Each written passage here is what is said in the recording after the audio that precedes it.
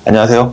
안아파연구소 물리치료사 정용인입니다. 도수치료 강의 첫 시간입니다. 강의가 실습 위주의 강의이긴 하겠지만 이론을 조금은 알고 있어야 됩니다. 기본적으로 해부학적인 지식 같은 거는 이제 다른 영상들이 많으니까 저는 도수치료에 필요한 것부터 간결하게 설명을 드리려고 합니다. 먼저 치료를 하려고 하면 어떤 거를 치료하고 어떤 거를 내버려 둬야 될까요? 그것을 찾아내는 기준이 있습니다. 그게 바로 TART, 기능 부전이 되는 그 지점을 찾아서 고치고 내버려 두면 우리 몸이 알아서 회복하는 그런 선순환이 시작되게 됩니다. 이 철학은 오스테오파시 철학인데 문제가 되는 원인 부분을 찾고 해결하는 것까지 치료사의 몫인 거죠. 그걸 해결하고 나서 회복을 하는 거는 환자의 몫입니다. 그 환자의 몫이 되는 동안 치료사는 기다려주는 것, 그것도 하나의 치료다라고 볼 수 있겠습니다. 어떤 거를 찾아야 되냐? TART라고 했죠. TART 중에 해당하는 게 하나라도 있으면 기능 부전이라고 의심을 하고 치료를 해볼 수가 있습니다. 기능 부전이 뭐냐? 치료해야 되는 통증의 원인 이라고 볼 수 있는데, 근육이 수축 이완을 잘 못하면 그게 기능 부전이고, 관절이 제대로 움직임이 안 일어나면 기능 부전이고, 신경이 신호 전달을 잘 못하면 기능 부전이고. 첫 번째 T는 뭘까요? 티슈 텍스처, 즉 조직의 질감, 조직의 질감이 변한 거를 첫 번째로 꼽습니다. 예를 들어서 만져봤더니 이 근육이 조금 질겨져 있다, 이런 것도 조직 질감이 바뀌었다고 말을 할 수가 있겠죠. 그리고 또 뭐가 있을까요? 아프다고 하는 데를 이렇게 만져봤더니 조금 부어있는 것 같네, 이런 것도 조직 질감이 바뀌었다고 볼 수 있습니다. 또 조금 축축하다, 좀 차갑다, 좀 젖어있다, 이게 땀이 나는 것도 자율신경이 관여하는 거죠. 자율신경에 뭔가 균형이 깨지거나 뭔가 잘못돼 있으면 좀 축축하다거나 너무 말라 비틀어서 건조하다거나 이런 변화가 일어날 수가 있습니다.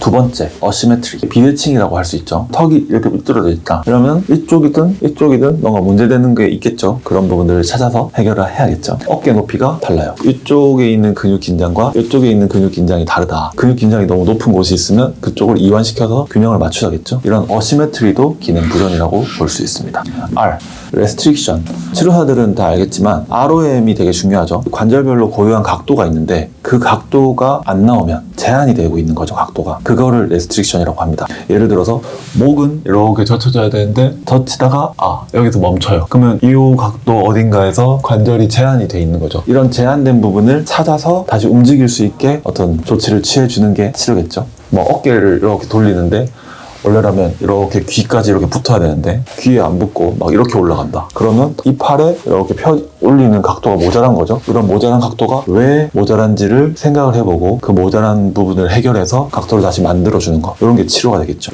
그리고 마지막 T가 텐더.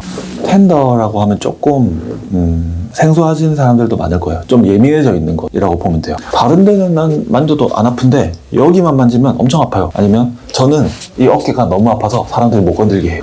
이런 것들이 텐더가 있는 곳이라고 보면 되겠습니다. 감각이 너무 예민해져 있는 거예요. 왜 예민해져 있는지는 나중에 조금 설명을 드릴 텐데, 이렇게 과민해져 있는 부분은 감각이 문제인 거예요. 실제로 손상이 없어도 너무 과민해져 있으면 이 주위에 있는 근육들이 긴장해서 순환이 안 되게 되고, 순환이 안 되니까 젖산이랑 노폐물이 쌓이고, 쌓인 노폐물들이 신경을 자극하고, 신경을 자극하니까 더 예민해지고, 이런 악순환이 계속 유지되는 겁니다. 자고 일어나도 안 되고 쉬어도 안 되고, 운동하면 조금 낫다가 좀 지나면 또 아프고, 그런 식의 텐더가 있는 곳, 만졌을 때 과도하게 아픈 것, 이런 부분들이 있는 것도 디스펑션이라고 볼 수가 있겠습니다. 이 디스펑션을 찾는 게 중요하고, 이 디스펑션별로 치료하는 방법들이 또 정해져 있어요. 이렇게 티슈 텍스처가 바뀌어 있는 곳이 있다. 그러면 왜 바뀌었는지를 생각을 해야겠죠. 예를 들어서 너무 질겨져 있다. 근육 긴장도가 높은 상태로 오래 있었고 순환이 잘 안 돼서 생고기 같은 근육이었어야 되는데 육포처럼 말라 비틀어져 있는 거죠. 그런 경우에는 순환을 잘 시켜줄 수 있는 그런 치료들을 통해서 점점 조직을 다시 살려나가는 그런 치료를 해야 될 거고,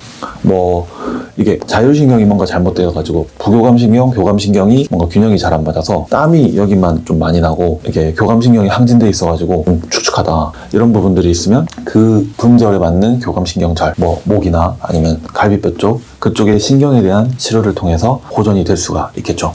그리고 어시메트리, 아까 말했듯이 어깨 높이가 다르거나 턱이 비틀어져 있거나, 이쪽 팔꿈치는 끝까지 움직이는데 이쪽 팔꿈치는 요만큼밖에 안 움직여요. 이런 부분들은 그 원인을 찾아서 해결하는 거죠. 대부분은 근육의 긴장도에 균형이 깨어져 있는 경우, 그래서 과도하게 긴장되어 있는 근육들을 이완해야 되고, 긴장이 너무 빠져 있는 곳들을 활성화시켜서 딱 잡아줄 수 있게 근육에 대한 재교육 같은 게 필요할 겁니다. 세 번째, 레스트릭션. 제한이 있는 관절 어떻게 하나요? 관절에 대한 모빌라이제이션. 관절이 제한받는 그 각도를 가져가서 거기서 흔들어주는 그런 관절 가동수를 통해서 관절에 대한 제한을 해결을 할 수가 있고, 그리고 제한을 받을 수 있게 만들고 있는 단축된 근육들, 그 단축된 근육을 찾아서 스트레칭이나 마사지를 통해서 유착을 깨주고, 유착이 깨지면 움직임이 더 좋아지고, 그러면 각도가 맞아지겠죠. 그러면 제한이 풀리는 거죠. 이런 식으로 레스트릭션까지 해결을 여러 가지로 할 수 있습니다. 여기까지는 유팅 교육을 끝까지 다 보면 할 수 있게 됩니다. 근데 마지막 텐더니스, 예민해지는 거, 너무 이렇게 만지면 여기만 너무 아파요, 이런 거. 이렇게 예민해진 거는 신경생리학적으로 공부가 좀 더 필요해요. 여기는 과민해진 신경을 누그러뜨려 줄 수 있는 특별한 치료들이 필요합니다. 스트레인 카운터 스트레인, MET, 라스, 이런 간접 기법들을 통해서 신경을 조금 진정을 시켜줄 수 있는 그런 특수한 치료들이 필요하고, 그 특수한 필요가 아니더라도 순환이 잘 되거나 근육 수축기관이 잘 돼서 새로운 순환이 좀 더 생기면 또 호전될 수가 있습니다. 이런 부분들은 어느 정도는 루틴으로 가능하지만 더 정확하게 자세하게 치료하려면 앞으로 있을 더 고급 테크닉들도 공부를 하긴 해야 됩니다. 자, 이렇게 도수 치료를 하는 원리를 오늘 좀 알아봤어요. 환자가 왔어. 아픈 사람이 있는데 이 아픈 사람이 왜 아픈지를 생각을 해야 내가 어떤 치료를 적용할지를 정할 수가 있겠죠. 그런 결정 없이 그냥 엎드리세요. 이거는 그냥 마사지죠. 내가 마사지건이랑 도수치료가 다르지 않으면 안 되잖아요. 도수치료는 내가 원하는 결과를 위해서 계획을 세우고 원인을 찾고 그 원인에 적합한 치료 방법을 정해서 시행해서 변화를 주는 것. 이거를 잘하기 위해서 오늘 배운 TART, 이 4가지 기능 부전의 특징을 잘 알고 찾는 연습을 해야 할 겁니다. 오늘은 여기까지. 끝!